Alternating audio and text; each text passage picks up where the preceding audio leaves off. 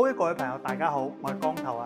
之前咧有粉絲喺直接喺度留言，就問我星河丹提有冇咩精裝3房可以節省佢嘅裝修時間，直接等佢拎包入住。今日佢嚟啦。呢個單位房產證面積係一共110個方嘅，做咗4房2廳2衛1個廚房。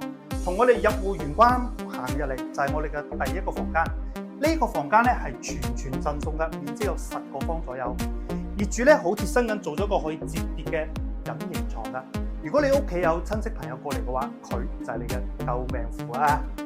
然後行入嚟之後咧，就係一個坐北向南嘅客餐廳，北邊係我哋亞公嶺森林公園，南邊咧係睇我哋小區園文景噶。客餐廳總嘅面積係有40方噶，相當闊綽舒服。然後行入嚟就係我哋另外嘅3間臥室同埋2個洗手間嘅。